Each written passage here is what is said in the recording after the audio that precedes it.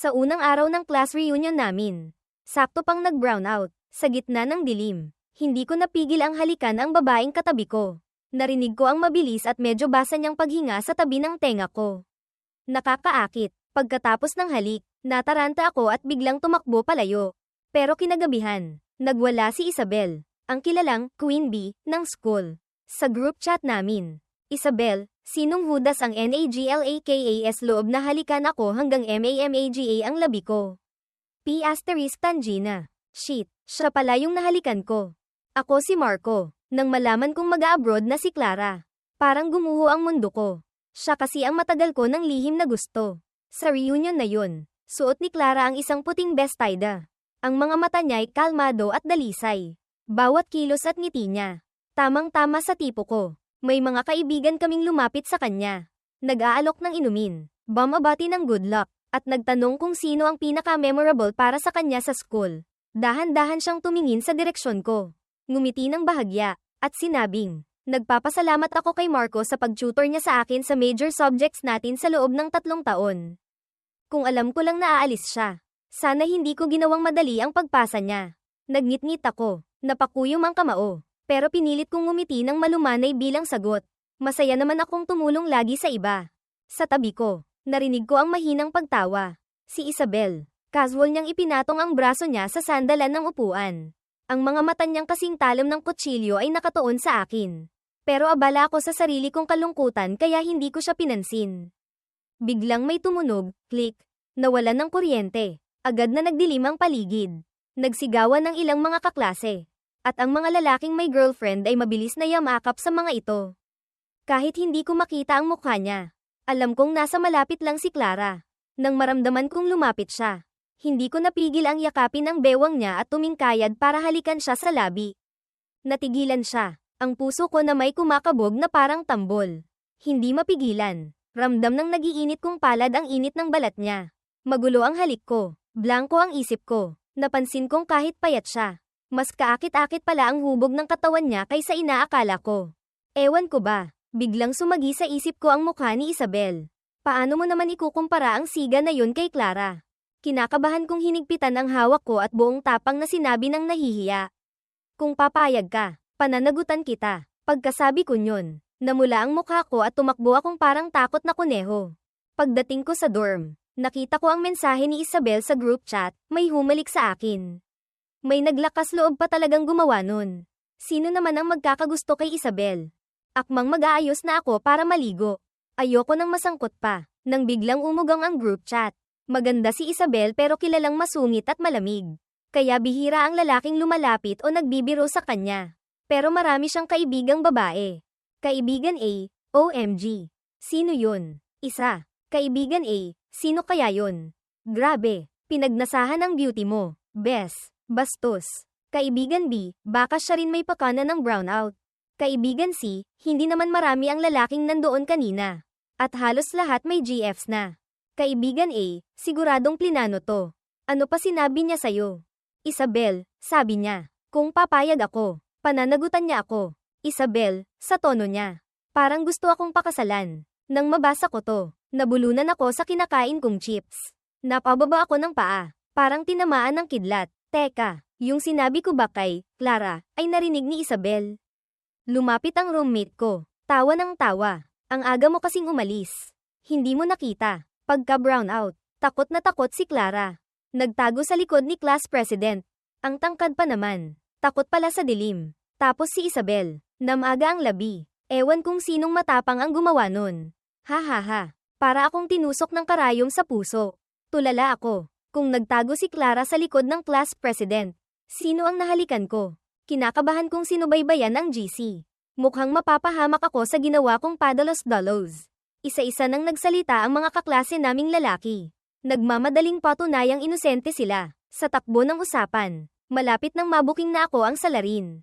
Nag-isip ako sandali at nag-reply, baka naman, babae ang humalik sa'yo. Hindi ko inaasahan na ganito kalaki ang epekto ng sinabi ko sa mga kaibigan ni Isabel. Bago pa siya makasagot, may nagalit na agad. Kaibigan A, hoy, anong pinagsasabi mo? Baka ikaw ngayon eh. Napipi ako. Agad akong nag-private message kay Isabel. Hindi ako yun. Blanko pa rin ang chat window namin. Mula pa noong nag-add kami sa isa't isa. Hindi kami close ni Isabel. Normal lang na magkaklase. Bihira mag-usap. Ang tanging interaction namin ay noong minsan sa swimming pool. Nadulas ako at aksidenteng nasubsob sa dibdib niya. Sobrang nahiya ako noon. Para maiwasan ang pagdududa, nagkunwari akong nag-iisip at nagtanong sa GC. Nasa area ka ba noon nung nag-brown out? Maya-maya, tinatamad na sumagot si Isabel, oo. Papunta ako sa direksyon na yun nung nag-brown out. Paano mo nalaman? Imposible. Syempre hindi ko alam. Akmang magkukunwari pa akong tanga nang mag-message ulit siya, sa direksyon na yun, hindi ba't kayo lang ni Clara ang nandoon? Ako at si Clara. Babae si Clara. Lalaki ako. Masyadong halata. Nag-alinlangan ako at pilit na sinabi. Siguradong si Clara yun. Clara, sorry ha. Tutal. Tinuruan naman kita ng 3 taon. Kinabukasan, pumasok ako sa klase na may maitim na bilog sa ilalim ng mga mata. Pagpasok ko, nagulat ako nang makitang nakaupo si Isabel sa bandang likuran. Nakaitim siyang jacket, maayos ang maikling buhok, at ang mga mata niyang parang lawin ay nakatingin sa akin na may halong ngiti at pang-aasar. Kinilabutan ako. Ang mas nakakagulat, 2 na lang ang bakanteng upuan, isa sa tabi ni Clara, at isa sa tabi ni Isabel. Kailangan kong pumili. Karaniwan. Kay Clara ako tumatabi. Gaya ng dati, may dala siyang gatas para sa akin. Mahinahon niyang sinabi, inumin mo. Nakita ito ni Isabel at naningkit ang mga mata niya. Isang nakakatakot na pressure ang naramdaman ko. Agad akong nagdesisyon. Lumapit ako kay Clara, kumagit labi, at nagkunwaring nasasaktan habang bumubuntong hininga. Paano mo nagawa yun, Clara? Nagtatakang tumingin si Clara. Puno ng pagdududa ang mga mata. Hinaplos ko ang noo ko. Nagkukunwaring nalulungkot. Alam ko na ang lahat. Lalong naguluhan si Clara. Umiling ako. Nagpapanggap na malalim. Hindi mo pa rin ba nakikita ang mali mo? Tuluyan nang nalito si Clara. Bakas ang pagkalito sa mukha. Tumalikod ako. Kinuha ang bag ko. At naupo sa tabi ni Isabel. Karaniwan. Walang nangangahas lumapit sa kanya. Ngayon, biglang nagbulungan ang mga kaklase. Nag-message ang roommate ko, anong nangyari? Nag-away kayo ni Clara. Huwag kang masyadong lumapit kay Isabel. Baka mapagkamalan ka nung manyak na humalik sa kanya. Marahang tinapak ni Isabel ang daliri niya sa mesa. Paos ang boses niyang nagtanong. Dala mo libro mo. May naamoy akong banayad na amoy ng kahoy mula sa kanya. Katulad ng naamoy ko nung gabing iyon. Nag-ulo ang isip ko. Napakamot ako sa ulo. Dahil sa kaba, nasabi ko. Ang tanga ko talaga. Pagkasabi ko nun, biglang tumahimik. Kinabahan ako at agad nagpaliwanag. Ang sarili ko ang tinutukoy ko. Inabot ko ang libro sa kanya. Sa buong proseso, hindi ako nagangat ng tingin. Takot na makita ang namamagang gilid ng labi niya. Naalala ko ang kalokohan nung gabing iyon. Hindi ako mapakali. Napansin kong mayroong isang rolyo ng tape sa drawer niya. Hindi ko maiwasang magtaka. Papasok ng klase. Hindi libro ang dala kundi tape. Ang weird ng trip ng Queen Bee na to. Hindi na ako nagtanong. Palihim ko siyang inabutan ng ballpen. Aksidenteng nadikit ang daliri ko sa mainit niyang daliri. Agad namula ang mukha ko. Parang nilagang hipon. Hirap kong tiniis hanggang matapos ang klase. Pagkalabas ni Isabel, nakahinga ako ng maluwag at humandusay sa upuan. Maya-maya lang, may sumigaw na kaklase na tumatakbo papasok. Hinarang ni Isabel si Clara sa hagdanan. Mukhang nag-aaway dahil sa pagpili ni Marco ng upuan kanina. Baka magsuntukan sila, Isabel at Clara. Dahil sa upuan ni Marco, mukhang magsasakitan na. Isabel at Clara, mag-aaway dahil kay Marco. Napatingin ako sa puting rolyo ng tape sa drawer. Bigla akong pinagpawisan ng malamig. Hindi pala para mag-aral si Isabel dito, kundi para gulpihin si Clara. Nag-aalala akong tumakbo palabas. Sakto akong dumating sa eksena. Magkaharap sina Isabel at Clara. Isang mayabang at palaban. Isang mahinhin at parang hangin, matinding contrast. Isang pambihirang tanawin sa paaralan. Itinaas ni Isabel ang manggas ng damit niya. Sa sandaling itinaas niya ang kamay niya, mahina lang si Clara. Paano niya makakayanan ng isang suntok? Sa isang iglap, kinakalkula ko na kung magkano ang babayaran kong danyos. Bigla akong nag-isip, walang pag-aalinlangang sumugod at niyakap ko si Isabel sa bewang. Napasinghap ang mga tao sa paligid. Siguro natakot silang baka pati ako ay idamay ni Isabel. Nanigas ang katawan ni Isabel. Ang maitim niyang mga mata ay naningkit. Puno ng panganib. Malamig siyang nagsalita. Anong ginagawa mo? Nagkatinginan kami. Napalunok ako at desperadong sinabi. Naubusan ng tinta ang ballpen ko. Bayaran mo. Sumama si Isabel sa akin sa tindahan ng school supplies. Malamig ang ekspresyon niya. Nakapamulsa habang naglalakad sa tabi ko.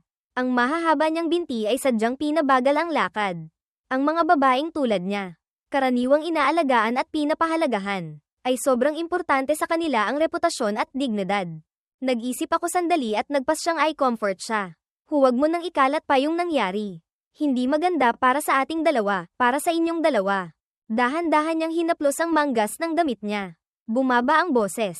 Tila nagtatampo. Pero first kiss ko yun.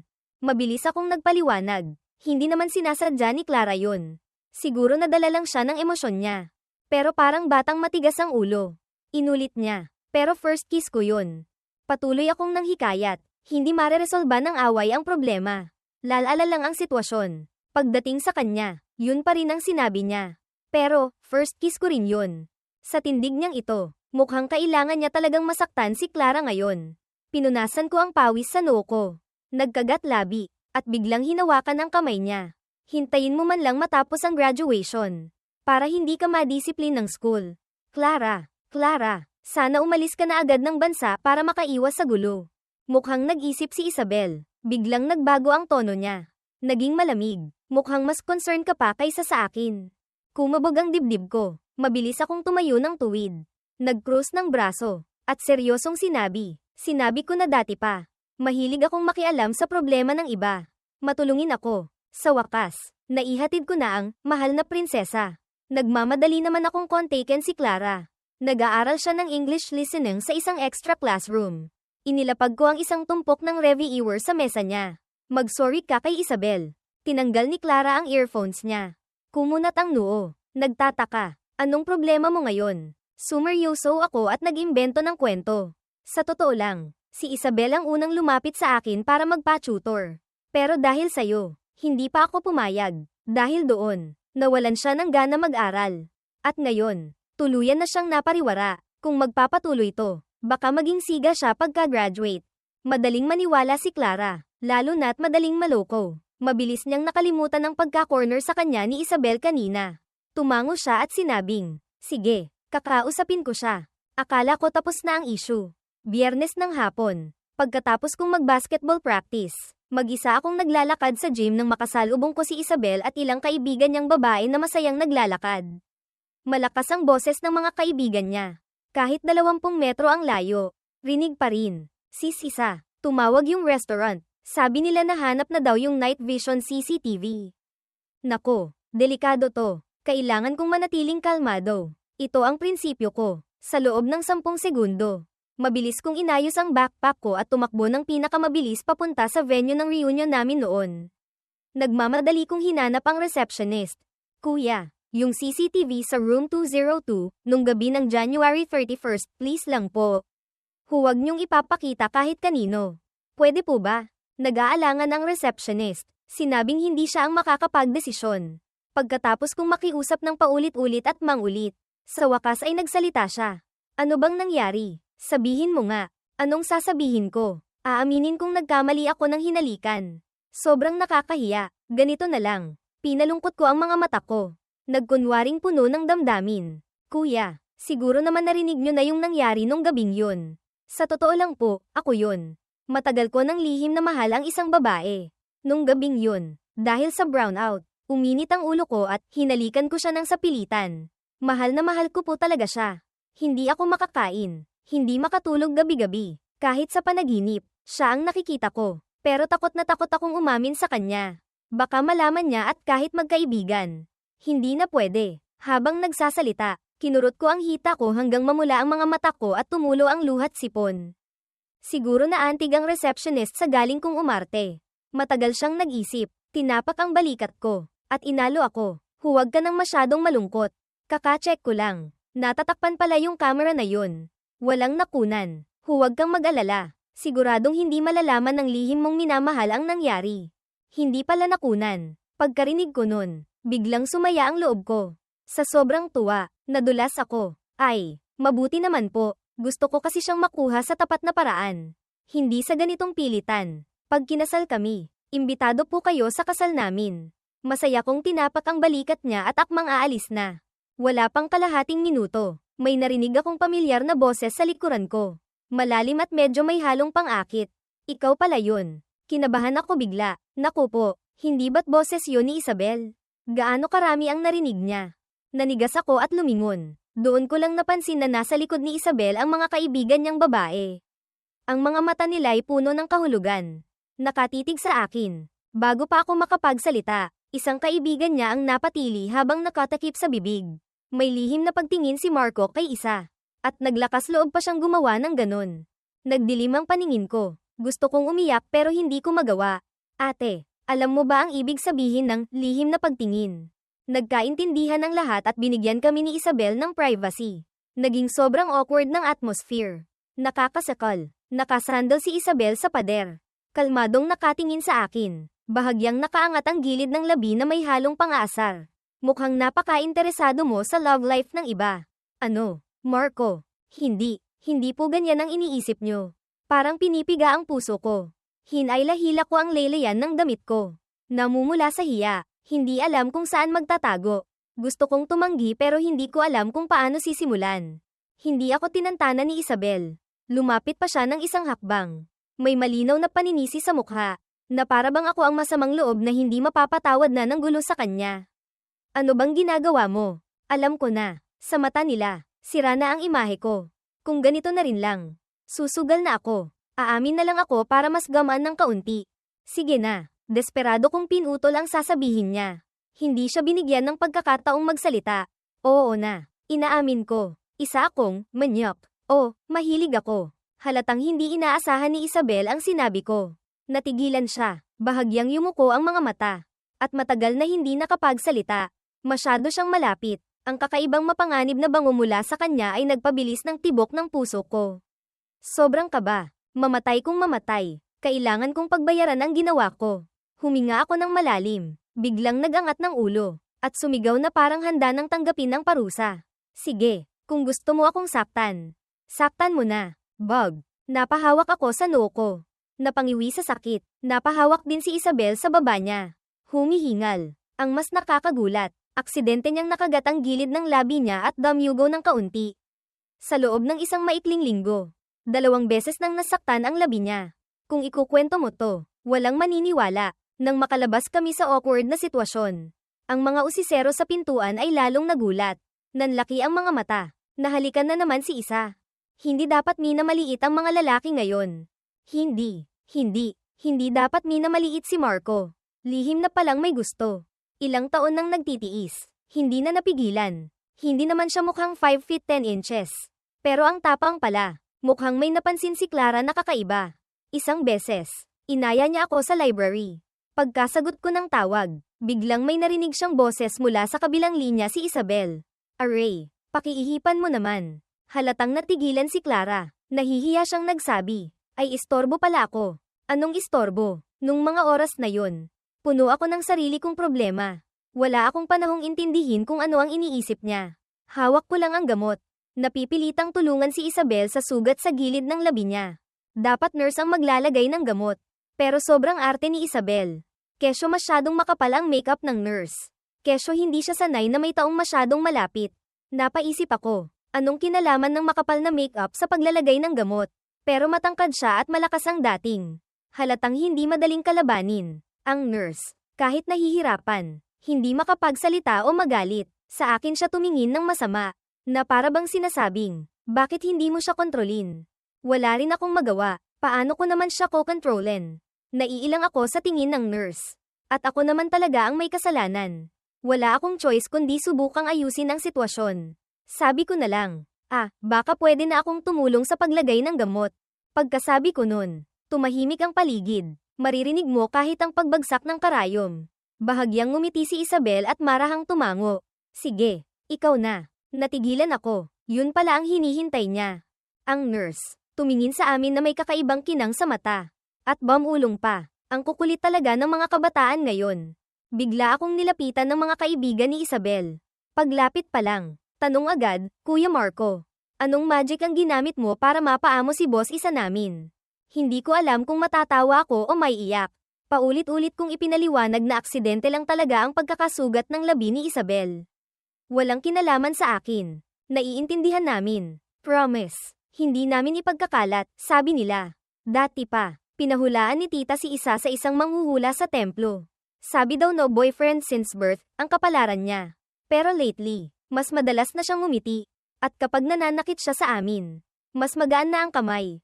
Nang marinig ko to, kinabahan ako. Pakiramdam ko, mukhang totoo nga. Ang mga pangyayari ay tila papunta sa direksyong hindi ko inaasahan. Lalo na nung isang gabi. Biglang nakita ng mga kaibigan ko na nag-post si Isabel ng set ng pictures. Mukhang nasa gym siya, naka-sports bra lang. Kitang-kita ang collarbones at ang medyo may abs niyang tiyan. Maganda ang katawan. Ang kakaiba, 2 oras nang nakapost pero walang likes o comments. Malaki ang posibilidad na ako lang ang nakakakita. Hinawi ko ang kumot at napasigaw. Lagot na. Inaantok na nagtanong ang roommate ko. Umaga na ba? Hindi. Mukhang nahulog na siya sa patibong. Sa tingin ko, matagal nang walang exposure sa lalaki si Isabel. Kaya bigla siyang na-attract sa lalaking matapang na humalik sa kanya. Kaya hindi siya makakain o makatulog. Pero yun ay imahe lang na nilikha ko. Paano kung malaman niyang hindi siya ang gusto kong halikan kundi si Clara? Okay lang kung siya ang mapahamak. Pero wag naman akong madamay. Nag-isip ako ng matagal. Sakto, may napanood akong teleserye kaninang tanghali. Bumili ako ng isang supot ng chichirya at hinanap ang isa sa mga kaibigan ni Isabel. Pinaghirapan kong alamin kung anong tipo ng lalaki ang kinaiinisan niya. Ayaw na ayaw ni boss isa sa mga lalaking maarte at iyakin. Yung konting kibot, nagtatampo, wala siyang pasensya sa mga ganon. Kahit kapatid niyang lalaki, sinusungitan niya. Matagal na kaming magkasama kaya alam na alam ko na yan. Sa wakas, alam ko na kung paano ako kamumuhian ni Isabel. Maingat kong isinulat ang mga detalye at paulit-ulit na pinakiusapan na huwag ikwento kay Isabel ang usapan namin. Taos puso siyang tumango, saka agad kinuha ang cellphone. Kaibigan, boss isa, may nagtanong ng maraming bagay tungkol sa'yo kanina. Isabel, reply, sino? Kaibigan, ayaw niyang ipasabi eh. Siguro nahihiya dahil sa nangyari nung nakaraan. Yung halik, napahawak ako sa ulo sa sobrang sakit. Diyos ko, habang hindi ko alam ang gagawin. Nakatanggap ako ng isang kakaibang mensahe, layuan mo siya. Kung hindi, makikita mo ang hinahanap mo. Nag-reply ako, sino ka? Sumagot siya, magkasama kaming lumaki. Kilalang kilala ko ang ugali niya. Hinding-hindi siya mapupunta sa'yo. Parang sa mga nobela lang. Bawat bida na babae, laging may isang gwapong kababata na parabang, meant to be, sila. Nagpatuloy pa siya sa pagbabanta. Kapag nakita ko kayong magkasama ulit, at hinawakan mo siya kahit isang daliri lang. Babaliin ko pareho mong kamay. Tapat ako sa salita ko. Ano pa bang gusto mo? Sabihin mo lang ang presyo. Ibibigay ko sa'yo. Wow, ang angas. Biglang nanlaki ang mga mata ko. Nagmamadali akong nag-reply. Hindi, wala akong kailangan. Ang gusto ko lang itanong, pwede mo na ba siyang kunin? Agad-agad. Promise. Hindi ako makikialam. Sumagot siya, mabuti ng malinaw. Huwag ka nang gumawa ng kalokohan. Sa wakas, mukhang makukuha na rin si Isabel. Nakahinga ako ng maluwag, natuwa, at nakatulog ng mahimbing. Pero hindi ko inaasahan. Ilang araw lang ang lumipas. Biglang sumulpot si Isabel sa tapat ng dorm ko. Agaw pansin sa lahat, hindi ko na napigilan. Mabilis kong kinontak ulit yung kapatid niya. Tol, kailan ka ba kikilos?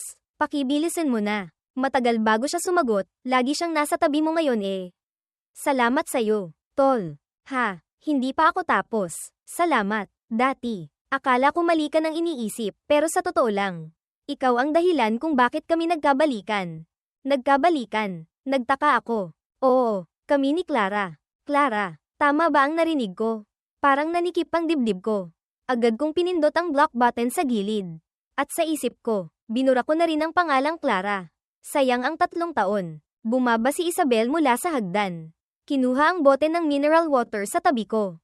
Anong iniisip mo? Iniisi, ikaw. Bigla siyang nabulunan. Napalunok. Ako, iniisip mo. Bigla akong natauhan. Kaharap ang nag-aalab niyang mga mata. Kamakailan lang. Nasugatan ang kanang paa niya. Pinayuhan siya ng doktor na magpahinga. Pero para lang i-cheer ako sa laban ko. Nagpumilit pa rin siyang pumunta. May bumulong sa aking kaibigan. Ito na ang pagkakataon mong magpakita ng sweetness. Go, kunin mo ang loob ni Queen Isabel. Maniwala ka sa akin. Sabihin mo lang na awa ka sa kanya. Mamahalin ka niyan hanggang kamatayan. Tumango ako. Kunwari naintindihan ko. May point nga naman. Nag-thumbs up ang kaibigan ko, tapos biglang napanganga na parang oh. Dahil hindi lang ako hindi naging sweet. Sinadya ko pang kumurap-kurap. Nagkunwaring pinipiga ang ilang patak ng luha. Huhu, pagod na ako. Namamanhid na ang paa ko sa kakatakbo. Ayoko nang maglakad. Pwede mo ba akong i-piggyback pabalik sa dorm? Gusto kong magpabuhat sa'yo. Sa isang iglap, naging masamang ehemplo ako. Ang mga tao sa paligid. Napapangiwi ang mga labi. Hinihila ang mga boyfriend nila palayo. Huwag na huwag mong gagayahin yan. Hindi gusto ng mga babae ang ganyang klase. Siguro hindi maganda ang timpla ni Isabel. Hinayla ng kaibigan ko ang damit ko. Sinenyasang maghinay-hinay ako. May sugat pa ang hita niya. May sugat, lalo akong naginarte. Ano naman kung babae ang magbubuhat sa lalaki? Ayoko nitong tubig na to. Ikuha mo ako nung beauty drink, sa mall. Hindi ko ma-imagine kung gaano kasama ang mukha ni Isabel. Nakita ko ang likod niyang papalayo. Sa mga taon niya dito sa school, hindi pa siya kailanman nagpakumbaba para suyuin ang kahit sino. Medyo kinabahan din ako. Pasulyap-sulyap lang sa kanya.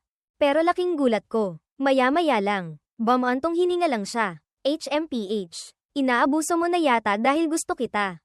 Ano? Ang mainit niyang daliri ay marahang pinunasan ang maitim na bilog sa ilalim ng mata ko. Tapos humupo siya. Paos ang boses na sinabi. Sakay na. Kumalabog ang puso ko. Nanlaki ang mga mata ko sa kaibigan kong nagbigay ng payo kanina. Bakit hindi katulad ng sinabi niya? Malapad ang balikat ni Isabel. Medyo umuuga habang naglalakad pero ang sexy pa rin. Binilang ko ang bawat hibla ng maitim niyang pilik mata. Sumulyap sa nasugatan niyang binti. Naramdaman ko ang huling pagsisisi. Ang boses ko ay kasing hina ng ungol ng lamok. Kumunat ang noo niya. Anong sabi mo? Mahina pa rin. Hindi ka pa babusog? Tanong niya. Sumigaw ako bigla. Hindi ikaw ang gusto kong halikan nung gabi na yun kundi SI Clara. Pagkasabi ko nun, natakot akong baka bitawan niya ako at sumubsob ako. Mabilis akong bumaba. Paglingon ko para tumakbo, may nakita akong pamilyar na anino na nakatayo mga 10 metro ang layo si Clara. Ang masaklap, hindi naniwala si Isabel sa sinabi ko, pero naniwala si Clara. Sa may pintuan ng gym. Parang sandwich na naipit ako sa gitna nilang dalawa. Ang payat na balikat ni Clara ay bahagyang nanginginig sa hangin.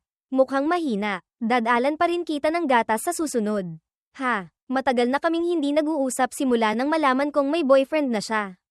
Tumawa ng mapakla si Isabel. Hindi nagpapatalo. Ako ang magdadala sa kanya ng low-fat, high-calcium na gatas. Napaurong ako. Hirap huminga sa gitna nila. Biglang naging madrama si Clara. Tinuruan kita ng 3 taon. Marco, 3 taon tayong gumamit ng parehong ballpen. Nagbasa ng parehong libro, yung espesyal na panahong yun. Siguradong hindi mapapalitan, di ba? Tama, hindi mapapalitan. Wala pa akong nakitang kasing tanga niya. Malamig ang ekspresyon ni Isabel. Pero nagngingit-ngit ang mga ngipin. Kung ganun, hayaan mong ako ang makasama niya sa mga susunod na dekada. Ang malumanay na mga mata ni Clara ay naging malamig din. Hindi mo ba narinig? Sinabi na niya kung sino ang gusto niyang. Agad akong hinayla ni Isabel papalapit sa kanya. Away magjowa to. Makikialam ka pa. Sa tingin ko, kayo ang mukhang nag-aaway eh. Hindi makasagot si Clara. Galit na tumingin sa akin. Marco, bakit hindi ka nagsasalita? Pagkasabi niya nun, akma pa niya akong hihilahin. Biglang sumagi sa isip ko ang mensahe ng lalaking estranghero kapag nakita ko kayong magkasama ulit. At hinawakan mo siya kahit isang daliri lang. Babaliin ko pareho mong kamay. Nanginig ako. Bigla akong napaurong at aksidenteng napasubsob sa dibdib ni Isabel. Natigilan si Clara. Umalis na may durog na puso. Napasamantala na naman ako. Natulala rin ako. Umubo ako ng 2 beses. Lumayo sa yakap niya. At nagkunwaring seryoso. Bukas, magsisimula na akong mag-internship. Kaya, hindi muna tayo magkakakontak. Hindi pa ako tapos magsalita. Nakita kong tumango si Isabel. Tila nag-iisip, ang bago naman yan. Paano kung mamimiss kita? Natulala ako. Nagpumilit si Isabel na ihatid ako sa istasyon. Nakaitim siyang baseball cap. Ang maganda niyang mukha ay may bahid ng lungkot. Hinawakan niya ang pisngi ko. Talaga bang kailangan mong umalis? Sakto, biglang nag-vibrate ang phone ko. Mensahe mula sa supervisor ko sa internship. Actually, pwede kang mag-apply for remote internship. Nanginig ang kamay ko. Agad kong pinatay ang screen at nagkunwaring seryoso. Tumango. Opo, sabi nila, kailangan daw on-site ang internship. Kung hindi, Hindi raw sila magbibigay ng certificate. Kinagat niya ang labi niya. Naglalakad sa tabi ko. Tila may gusto pang sabihin. Siksikan ang mga tao. Isang nasa katangkarang lalaki na nakaayos na suot at may kentab ang buhok ang kumpiyansang lumapit sa amin. May kakaibang kinang sa mata niya. Diretsong kinausap si Isabel. Miss, mukhang maganda ang potential mo. Gusto mong sumama sa akin. Narinig ito ni Isabel. Kumunat ang noo. Bakas ang pagkadisgusto sa mga mata. Malamig siyang sumagot. Hindi ako interesado. Lumayo ka. Mukhang sanay na ang lalaki na tanggihan. Kalmado siyang kumuha ng isang mamahaling calling card mula sa briefcase niya at iniabot kay Isabel.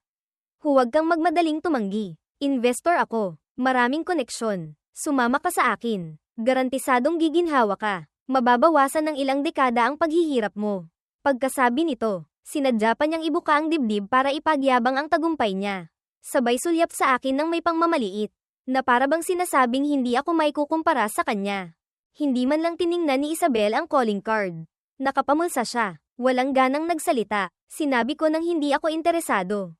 Huwag mo na kaming istorbohin. Pinanatili pa rin ng lalaki ang mayabang niyang ngiti. Pero napunta ang tingin niya sa akin. Sinusubukang sa akin humanap ng pag-asa. Ikaw, binata, pwede mo siyang hikayatin. Magandang oportunidad to para mabago ang kapalaran niya. Napilitan akong ngumiti. Nag-iisip kung paano tatanggi ng maayos. Nang biglang hamarang si Isabel sa harap ko. Parang inahing manok na pinoprotektahan ang sisiw niya. Tinatakpan ako sa likod niya. Malakas niyang sinabi. Sinabi ko nang huwag mo kaming guluhin. Ewan ko ba, biglang nawala ang ngiti sa mukha ng lalaki. Pero hindi pa rin siya sumusuko. Ang mga kaya kong ibigay sa kanya mamahaling sasakyan. Mansyon lahat yan. Hindi nyo kayang kitain sa buong buhay nyo. Naiinis na pinutol siya ni Isabel. Akala mo kung sino ka dahil may pera ka. Hindi namin kailangan yan. Umalis ka na. Pagkasabi nito, hinailan niya ang kamay ko at akmang aalis na. Napabuntong hininga na lang ang lalaki habang tinitingnan ang papalayo naming likod. Saka bumalik sa karamihan. Malayo-layo na ang nalakad namin bago binitawan ni Isabel ang kamay ko. Bamulong siya. Nakakainis talaga ang mga taong walang modo. Tiningnan ko ang inis niyang mukha at hindi napigil ang matawa. Malay mo, totoo ngang nakita niyang may potential ka. Sinulyapan ako ni Isabel. Gusto ko lang makasama ka. Ayokong pansinin ang mga kung sino-sinong yan. Pagkasabi niyon, lumapit siya sa akin at bamulong. Ayaw mo naman sigurong sumama ako sa kanya. Di ba? Mabilis akong umiling. Syempre hindi. Gusto kita kung ano ka ngayon. Noon lang ngumiti ng kontento si Isabel. Hinawakan niya ang kamay ko at nagpatuloy kami sa paglakad papunta sa platform. Hinayla ko ang malita ko at mabilis na pumasok sa tren. Kakahahanap ko lang ng upuan nang mag-vibrate ang phone ko. Mensahe mula kay Clara. Dahil sa'yo, naghiwalay na kami ni, pangalan ng ex niya. Pero hindi na kita guguluhin. Yung kumpanyang pag-i-internet mo, sa kanya yun. Nakausap ko na siya. Aalagaan ka raw niya ng mabuti. Bilang pasasalamat ko na lang. Napatingin ako sa mensahe. Hindi alam kung matatawa o may iyak. Clara, nagpapasalamat ka ba o pinapahamak mo ako? Sana pala hindi ko nalang pinigilan si Isabel na saktan ka noon. Kapag may iisang kaaway, nagiging mas nagkakaisa nga ang mga tao. Dati, wala akong masyadong pansin sa kumpanya. Pero mabait naman ang mga katrabaho ko. Pero pagkatapos ng 4 na linggo ng internship, naririnig ko pa rin sa may pintuan ng opisina ang bulungan. Ayan si Marco, yung third party na sumire sa relasyon ni Second Master. Ang kapal ng mukha, naglakas loob pang pumasok dito sa kumpanya natin. Hayaan mo siya, malapit nang matapos ang maliligayang araw niya. Noong una, hindi ko pinapansin. Nang magsimula akong mag-intern, halos araw-araw akong kino-contact ni Isabel. Kahit 800 beses yata, pati kung nakainom na ba ako ng 2 litro ng tubig. Tinatanong niya, paminsan-minsan. Pagbukas ko ng phone, 99 dagdag messages. Hindi rin pala masama ang pakiramdam na may nag-aalala sa'yo. Pag-uwi galing trabaho, nakahiga ako sa sofa, umiinom ng alak, habang nasa isip ko pa rin ang nakakatuwang mukha ni Isabel. Pero nitong mga nakaraang araw, madalas magkamali ang mga dokumento sa trabaho. At may mga importanteng papeles na nawawala na lang bigla. Alam kong hindi pwedeng wala akong gawin. Isang araw, hinayla ako ng katrabaho kong si Vince, dating Vuong Hao, papunta sa hagdanan. Inabutan niya ako ng isang hotel keycard ng Emperor Hotel. Bamulong siya. Gets mo na, di ba? Sundin mo lang. Malaki ang mapapala mo. Si Vince ang pasimuno sa mga paksayon dito. Bago pa lang ako, paano ko naman siya sasalungatin? Pagkatapos mag-alinlangan, pumayag na rin ako. Sige, mamayang gabi sa Emperor Hotel. Naisip ko ang isang plano. Kumuha ako ng peking dokumento at pinuntahan si Manager Lee, dating Kwan Lailay. Nakahiga siya sa sofa. Mayabang ang itsura nang makita niya ako. Nagkunwari akong nag-aalangan, natatakot, at matagal bago nakapagsalita. Manager Lee, sabi po ni Vince. Isasama niya raw ako mamaya sa Emperor Hotel para manood ng kalokohan tungkol sa inyo, balak pa raw niyang i-video. Parang hindi po maganda, kaya nagpunta ako sa inyo para magtanong. Biglang nagbago ang mukha ni Manager Lee. Nabulunan sa iniinom na tubig. Galit siyang nagtanong. Ano pa ang narinig mo?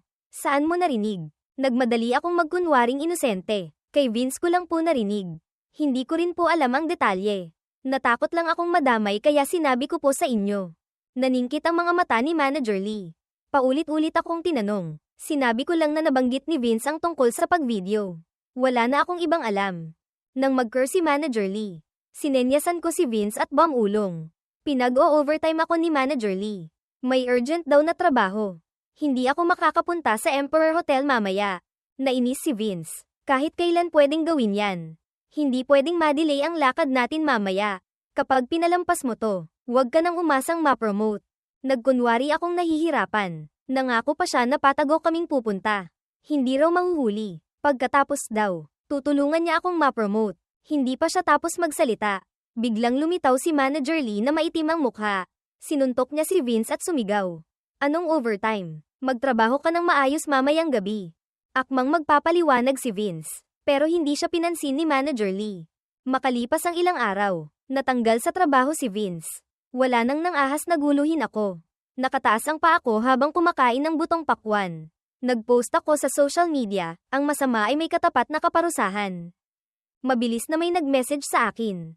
Kuya Marco, anong nangyari sa'yo? Nagmamadaling hinahanap ka ni Boss Isa. Isabel, pagkarinig ko ng pangalan niya. Kumabog ang dibdib ko. 8:00 na ng gabi. Pag-uwi galing trabaho, madilim na. Kakasagot ko lang ng tawag ni Isabel nang makaramdam ako ng malamig na hangin sa likod ko. Nanayo ang balahibo ko. Sa camera ng phone, nakita ko si Vince na palihim na sumusunod sa akin. Siguro galit siya dahil nawalan siya ng trabaho dahil sa akin.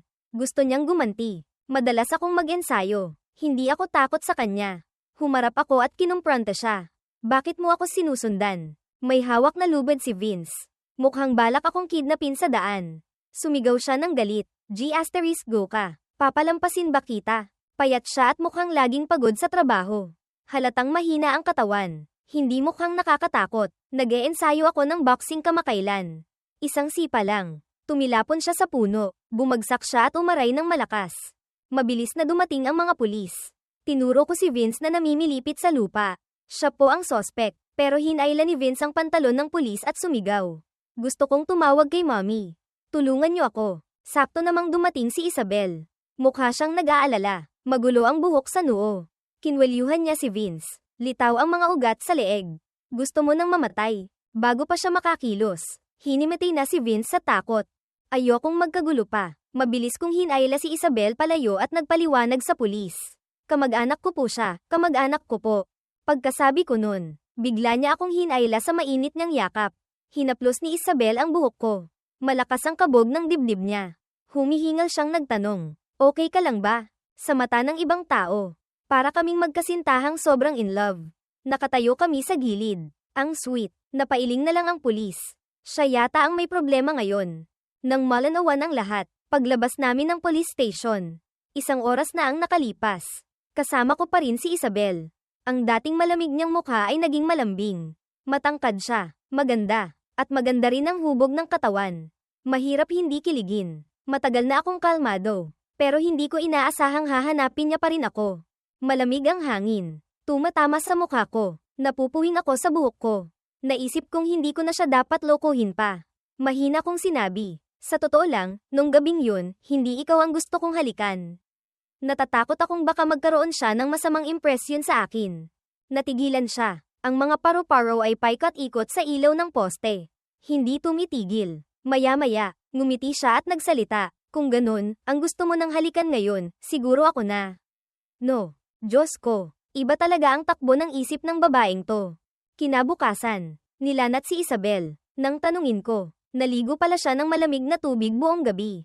Hawak ko ang thermometer. Nakaupo sa tabi ng kama niya. Nagtatakang nagtanong, bakit ka naligo ng malamig? Hindi naman mainit ah. Matagal siyang natahimik, tapos nahihiyang nagsalita. Kasi, sabi mo kahapon, kamag-anak mo ako. Naalala ko yun. Namula ang mukha ko. Huwag mong bigyan ng ibang kahulugan yun. Kumunat ang noo niya. Namula ang tenga. Gusto ko. Mabilis kong kinuha ang basang bimpo at tinakpan ang mukha niya. Hindi. Huwag kang mag-isip ng kung ano. Mahina siyang tumawa. Sige. Ang ganda ng mga features niya. Manipis ang labi pero malambot pala kapag humalik. Hindi ko napigil ang iangat ang kamay ko. Biglang kumirat ang puso ko. Lagot na. Mukhang may iba na akong nararamdaman para sa kanya. Nahuhulog na ba talaga ako? Nabalitaan ng mga kaibigan niya na may sakit si Isabel kaya dumalaw sila. Bamulong pa sa akin ng isa. Kuya Marco, si Boss Isa. Kapag may sakit, sobrang tigas ng ulo niyan. Kailangan laging may karne. Hindi yan kumakain ng lugaw o gulay. Inilapag ko ang bagong lutong plain lugaw sa mesa. Kainin mo na. Ibinaba ni Isabel ang mahahabang pilik mata niya. Masunuring nagsabi. Opo, natigilan ang mga kaibigan niya. Walang lihim na hindi nabubunyag. Lumabas na ang CCTV footage nung gabing nag-brownout. Mula sa isang kakaibang anggulo. Kitang-kita na tumakbo si Isabel papunta sa akin pagka-brownout na para bang sinadyang tumakbo para protektahan ako. Sinabi ni Isabel, nung gabing nag-brownout, natakot akong baka matakot ka. Kaya hindi ko na malayang tumakbo na pala ako papunta sa'yo. Sa lakas ko, kayang-kaya kong itulak yung taong yun. Marco, matagal ko nang alam na ikaw yun. Matagal na kitang gusto. Sinabi niyang gusto na niya ako mula pa nung unang taon namin. Nung unang beses kaming nagkita. Pero nung mga panahong yun, wala akong ibang nakikita. Kapag kumakain kami sa kantin, nagbibiruan kami ng mga barkada ko. Hindi ko alam na nasa kabilang mesa lang pala siya. Palihim na nakatingin sa akin at ngumingiti ng mag-isa.